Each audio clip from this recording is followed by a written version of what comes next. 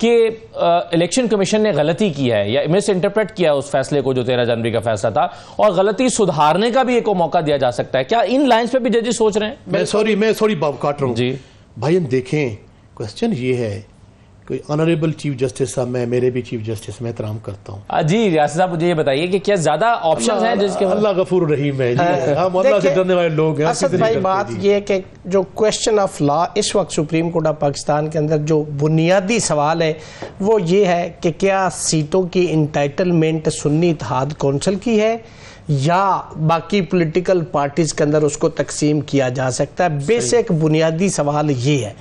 अब ऑप्शन 2, 3 और भी है, वो क्या है? डेफिनेटली इसको वो डिसाइड करेंगे, आइदर वे करेंगे, लेकिन इसमें कुछ जजेस साहबान इस पे भी, मेरी जाती राय भी मैं प्रीएम्प्ट नहीं कर सकता। नहीं, तो हम कह भी नहीं रहे, मैं तो ये कह रहा हूं कि क्या ऑप्शंस सबजुडिस क्या, तो उसमें ये हो सकता है कि ये जो सुप्रीम कोर्ट ने खुद कहा कि हमारे फैसले को गलत इंटरप्रेट किया गया है, इस पे भी नोट्स आएंगे। ओके, और दूसरी बात इस पे भी आएंगे कि इस पे मुमकिन है गलत इंटरप्रिटेशन क्या हुई है कि ये लोग जो हैं वो, इनको निशान तो शायद ना मिल सकता हो, लेकिन ये पार्टी ही के उम्मीदवार थे। जी, इस पे भी मतलब सुप्रीम कोर्ट का वर्डिक्ट आ सकता नहीं, है। हमने निशान नहीं छीना, हमने पीटीआई से सिंबल नहीं छीना। जो हमारा वर्डिक्ट था वो सिर्फ ये था कि इनके इलेक्शन जो है वो ठीक नहीं हुए। इलेक्शन ठीक नहीं होंगे तो सारे पॉलिटिकल पार्टीज कैसे ही हुए? किसी और की भी मिसाल आप उठा लें तो सब कैसे ही हुए। ठीक है, अगर आप कह सकें फलां अनअपोज हो गया तो बाकी पार्टियों में गलत हुए हो तो आपके गलत को दुरुस्त नहीं माना जा सकता ना। लेकिन आर्टिकल 25 क्या कहता है? इक्वालिटी, बेशक equal treatment of law should be given to every citizen of Pakistan, nobody is above the law. तो अगर ये क्राइटेरिया एक पॉलिटिकल पार्टी के लिए तो दूसरी के लिए भी वही है।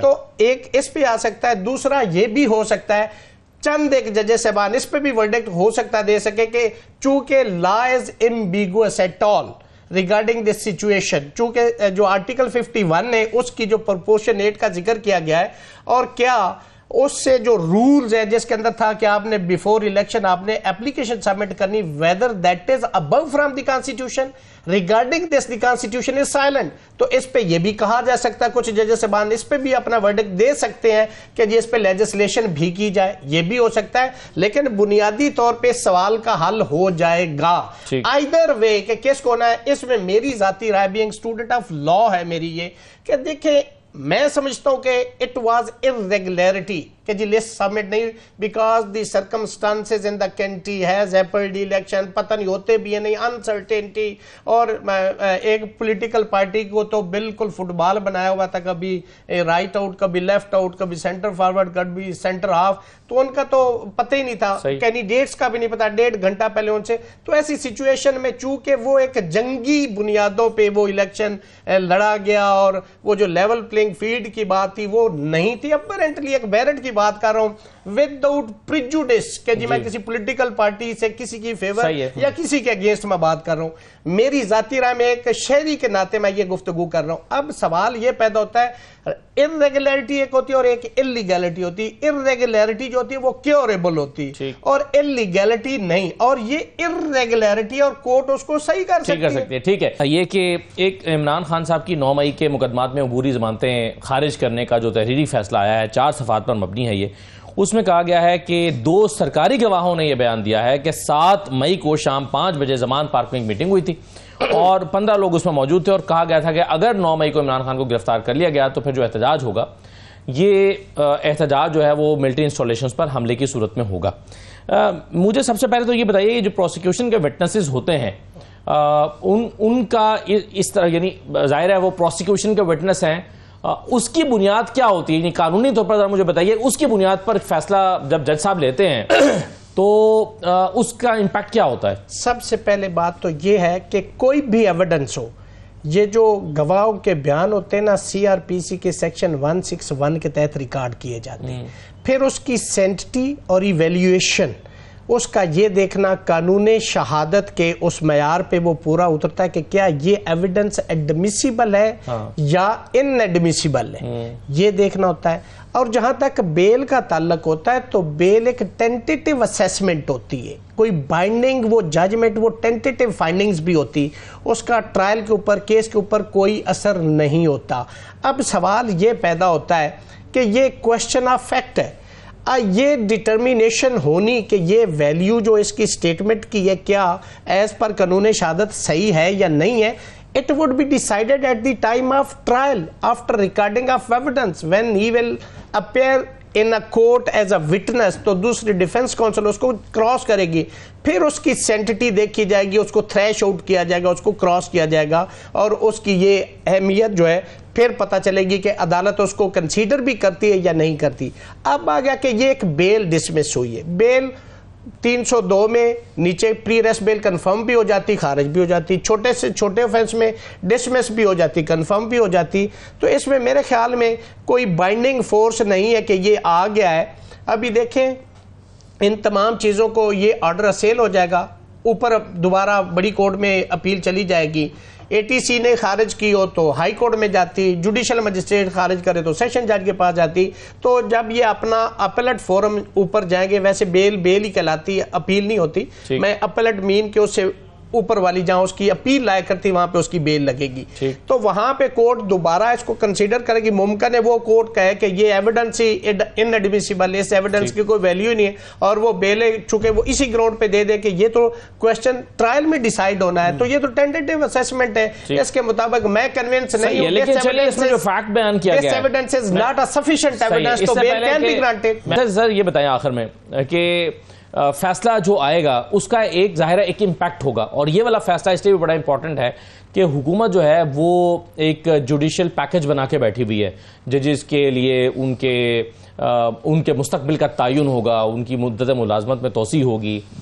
तो आपके ख्याल में जजेस के जहन में भी ये नुक्ता होगा कि हुकूमत अगर उसके पास 2/3 अक्सरियत हो जाती है तो वो फिर एक कानून साजी करेगी जिसके वो बेनिफिशियरी हो सकते हैं, तो ये टेक्निकल सा काम नहीं हो गया जजेस के लिए? इससे पहले एक जुमला सिर्फ कहना है कि Islamabad high court bar association, ये जो बिजली के टैरिफ और इसके अंदर इन्हांसमेंट हुई, मैंने बतौर सदर एक कमेटी बना दी है जिसके अंदर 20-25 लॉयर्स और बैरिस्टर्स काम कर रहे हैं। हम उसको चैलेंज कर रहे हैं इस्लामाबाद हाई कोर्ट में, और इंशाल्लाह पूरे पाकिस्तान को इंशाल्लाह गरीबों को स्पेशली उसमें रिलीफ मिलेगा। अब आ जाता हूँ आपके दूसरे सवाल की तरफ।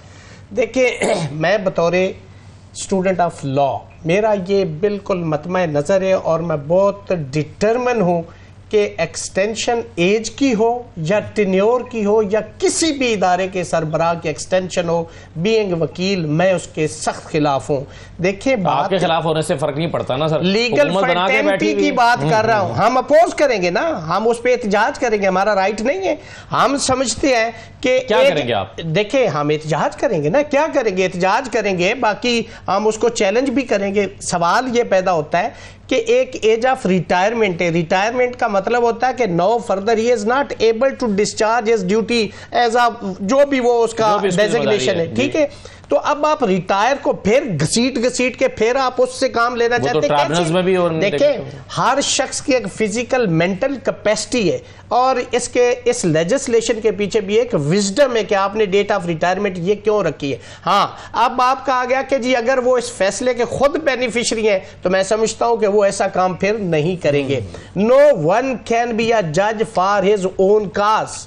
तो मैं समझता हूं कि law favour the adjudication on merit rather than the technicalities. आप आइन और कानून के अंदर रहते हुए आप मत सोचे कि मुझे इससे फायदा होना, आप मत सोचे कि फलां को नुकसान होना है। आपने आइन और कानून के आप पाबंद, आपने वो फैसला करना है जो आपको आइन और कानून और हमारे जो एग्जिस्टिंग लॉज है वो उसके मुताबिक आपने फैसला कर। जज ये कैसे सोच सकता है? इसका मतलब है कि फिर तो वो social media, electronic media, print media, उससे भी वो प्रिजुडिस हो सकते हैं। जज को तो बिल्कुल किसी चीज से इंफ्लुएंस होना ही नहीं चाहिए, उसको तो एक मेरिट के ऊपर उस केस को डिसाइड करना चाहिए। और पता है क्या है, आपने जैसे कहा कि जी इसमें वो लेके बैठे, पैकेज लेके बैठे हैं, कॉन्स्टिट्यूशन को जब आपने अमेंड करना है तो आपको 2/3 मेजॉरिटी चाहिए होगी, ठीक है।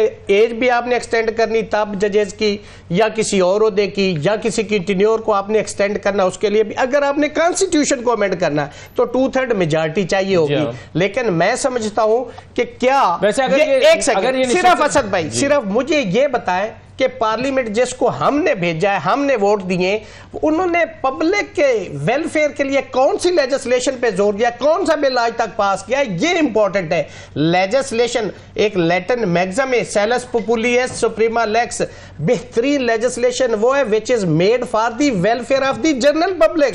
अपने अलाउंसेस बढ़ा लेने, अपनी इंक्रीमेंट लगवा लेनी और किसी को अपनी पार्लियामेंट को, अपने टेन्योर को, अपनी हुकूमत को, अपनी अपोजिशन को बचाने के लिए आपने अगर लेजिस्लेशन करनी है तो फिर आपका तो फायदा ही कोई नहीं। टेक्निकल सा सवाल मेरे ज़हन में आ रहा है, वो ये कि अगर फर्ज कीजिए ये नशिस्तें किसी को भी नहीं मिलती तो ईवान 336 से कम होकर छोटा रह जाएगा, 24 सीटें उसमें से कम हो जाएंगी। ये नहीं तो होगा। क्या नहीं, फर्ज कीजिए मैं जाहिर है एक ऑप्शन में बात कर रहा हूं, तो अगर फर्ज करें ये होता है तो क्या ईवान छोटा हो जाएगा, फिर 236 में से 24 माइनस करने के बाद जो सीटें बचती हैं उसका 2/3 निकाला जाएगा? नहीं होगा 2/3 मेजॉरिटी 236 का ही होगा। जी उसका होगा, क्योंकि कॉन्स्टिट्यूशन के अंदर तो वो है, उसको रिड्यूस कर भी नहीं सकते। अच्छा। क्योंकि सुप्रीम कोर्ट भी देखे ना, एक चीज है कि आपने उस आर्टिकल 51 के अंदर सारा क्वांटम ऑफ सीट और उसकी प्रोपोर्शनेट और माइनॉरिटीज की सीट्स, वोमेन सारी उसके अंदर सारा करने के बाद उसको डिसाइड कर दिया। अब उसी की मेजॉरिटी उसी के मुताबिक होगी,